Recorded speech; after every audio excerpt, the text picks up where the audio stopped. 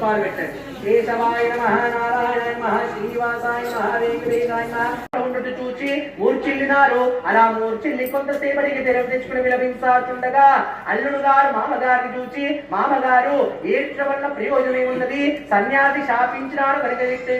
ఇక ఏం చేస్తున్నా సన్యాసి ఏం చేయలేను కనుక ఆయన ప్రార్థించమంచిది. అలా చేసినచో మన ధనం మనకు లభించదు కదా అని చెప్పి పరువునా సన్యాసి పోయి, ఓ సన్యాసి అజ్ఞానులను అవివేకంతో మీతో పరిహాసంగా మాట్లాడి నా అపరాధం క్షమించి నా ధనం నాకు లభించట్లేసి నన్ను రక్షించుడు అని గోలుగోలలా ఏడుతుండగా వారిద్దరిని చూసి, ఏడవద్దు వైశ్యులారా, మీరు నా యొక్క వ్రతం చేస్తానని చెప్పి మర్చిపోయినారు, అందుకే మీకు ఇస్తున్నాను గ్రహింపాలను తండ్రి, ఇక నేనెంత వాడిని నాపై కర్ణ చూపుము, నా ధనం నాకు లభించట్లేసి నన్ను రక్షింపుడు అని ఏడుస్తుండగా వీరిక ఏడవండి అని చెప్పి ఇంకయో మీకంతయు శుభమేం చెప్పి పంపివేసినటువంటి వాడిన స్వామి. అలా పంపివేయగా ఆ